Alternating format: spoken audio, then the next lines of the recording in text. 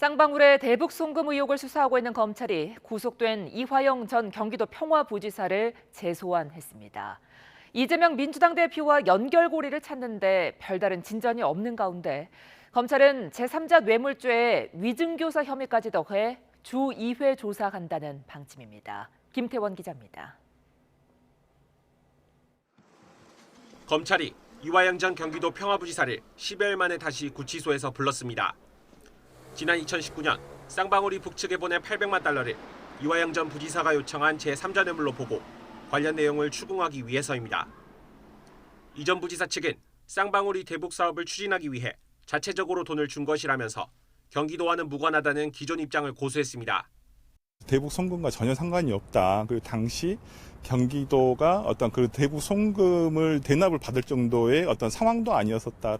하노이 노딜 이후에 어떤 대북 사업이라든지 이런 것들을 전혀 할 수가 없는 상황이었고, 앞서 검찰은 지난달 21일 조사에서 이 전 부지사를 상대로 당시 경기도지사였던 이재명 대표와 측근들이 참석했던 비공개 정모회의에 대해 캐물은 것으로 알려졌습니다. 이때 이 대표가 대북 송금 관련 내용을 이 전 부지사로부터 보고받았을 가능성을 의심하는 겁니다.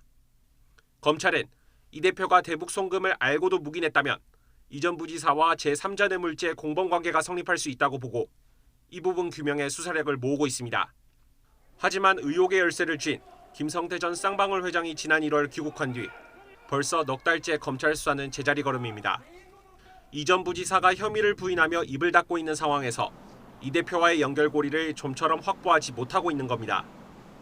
검찰이 최근 쌍방울 계열사 부정취업 의혹을 받는 이 전 부지사의 아들에게 뇌물죄 적용을 검토하는 등 압박 수위를 높이는 것도 이런 상황과 무관치 않다는 해석입니다. 검찰은 또 이 전 부지사가 쌍방울 그룹 수사 전부터 지인들에게 거짓 진술을 요구했다는 의혹 관련 고발에 대해서도 수사에 착수했습니다. 이에 따라 검찰은 이 전 부지사를 매주 2차례씩 불러 제3자 뇌물과 위증교사 혐의에 대해 강도 높은 조사를 이어갈 방침입니다. YTN 김태원입니다.